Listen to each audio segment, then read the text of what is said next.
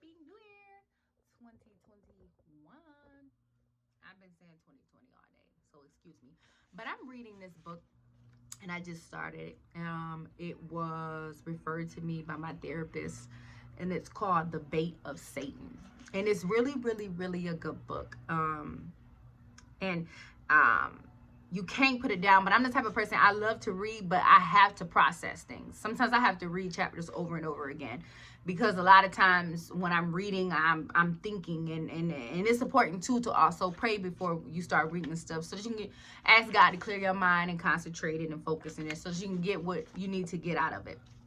But this book is amazing so far, and I'm on this chapter called Massive Offense.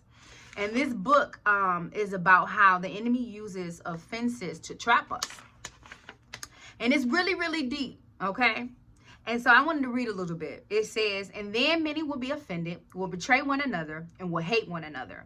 Then many false prophets will rise up and deceive many. And because lawlessness will abound, the love of many will grow cold. But he who endures to the end shall be saved. Now that's Matthew 24:10-13.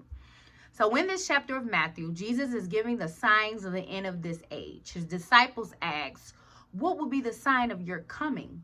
Most agree we are in the season of his return. It is useless to try to pinpoint the actual day of his return.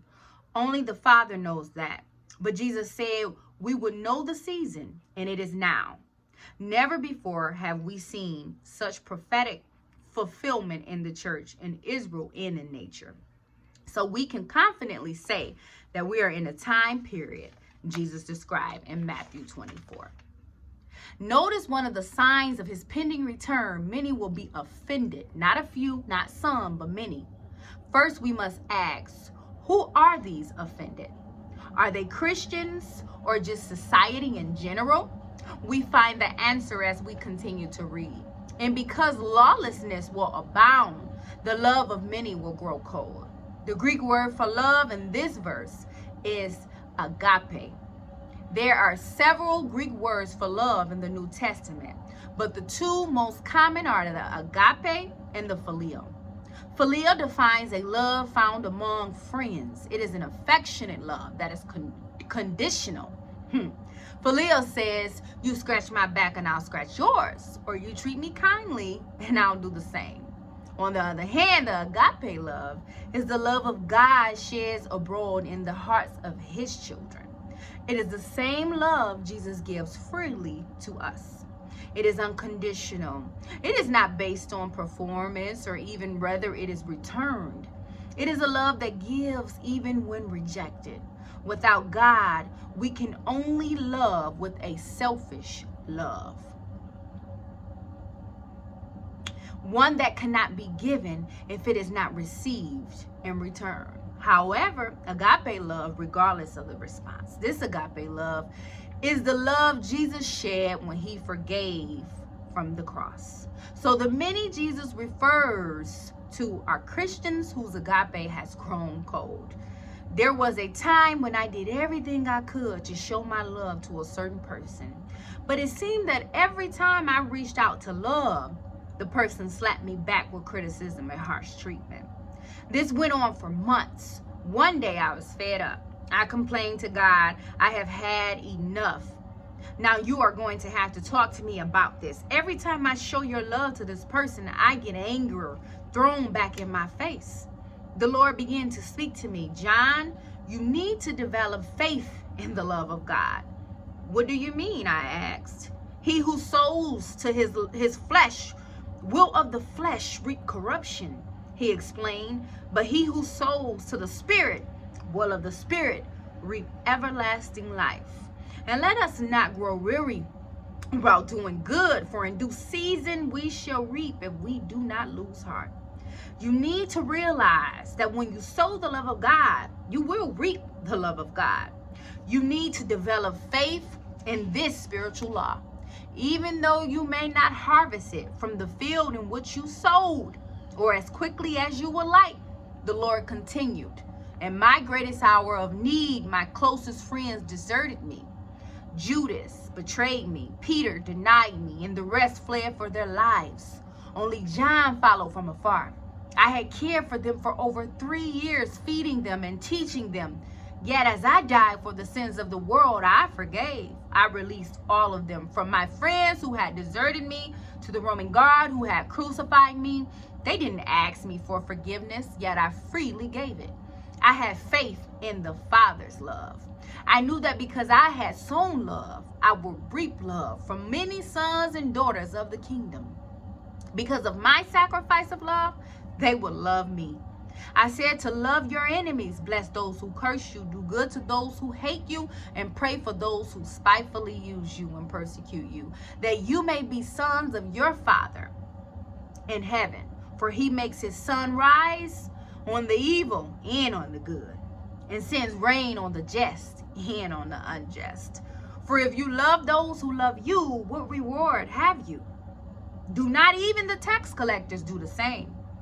And if you greet your brethren only, what do you do more than others? Do not even the tax collectors do so? Great expectations. I realized that the love I was giving was being sown to the Spirit, and eventually I would reap those seeds of love. I didn't know from where, but I knew the harvest would come. No longer did I see it as a failure when love was a return from the person I was giving it to. It freed me to love that person even more. If more Christians recognize this, they wouldn't give up and become offended. Usually this is not the type of love we walk in. We walk in a selfish love that is easily disappointed when our expectations aren't met. If I have expectations about certain persons, those peoples can let me down. They would disappoint me to the degree that they fall short of my expectations. But if I have no expectations about someone, anything given is a blessing and not something owed.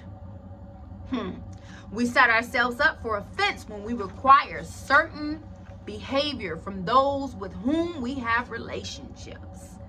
The more we expect, the greater the potential of offense.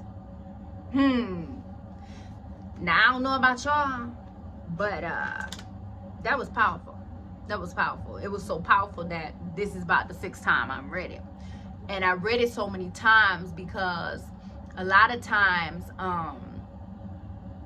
we want people to love us the way we love them. We want people to operate the way we operate. We want people to treat us the way we treat them. And a lot of times when you have a pure heart, you come up short. And I'm only speaking from experience. And it is frustrating. You know, we're human. You know, it's very frustrating. But this was confirmation for me that I don't have to worry about the frustrations and the human part of what I'm feeling. But I'm getting it back in the spiritual realm. All the genuine things I've done, the way that I've positioned myself with people, the honesty that I've given, the way that I've operated and how I move when it came to people with no intent to harm them, you will get that back. So I don't know who I'm speaking to, but never change yourself. And I think I talked about this. So this is crazy how I'm reading this book, and I previously did a video on this. Don't change yourself, because your spirit you're gonna get it back, honey. You're gonna get it back. You're gonna get back. You think the way you looking at it, you may think that, oh wow, this person just got over. They didn't get over. You're gonna get it back. You're gonna get it back in your spirit. God is doing stuff in the spirit realm that you can't even see. He's fulfilling things in your spirit that can manifest things in the flesh. Okay. So I just wanted to read y'all a little bit about this, you know, a little bit of this book. This is a great book. If you don't have it, if you're interested, I don't know, but I'm on a, I seek God a lot. Like, if I took you guys in my room, and my table on the side of my bed, it's so many books, because I seek him, because I need him. We need to start making God our priority as much as we make social media, as much as we make men and women and people in general. We need to start making God our priority, because God is first and everything else will follow. But if you got God first, even when you get off track, because we are of the flesh and we do mess up, he's going to realign you.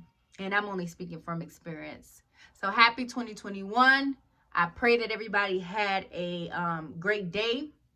I pray that, this year will be prosperous. I pray that we're going to have, we get peace, and what's out of our control. And I pray that, you're positioning yourself in alignment with what God is asking you to do.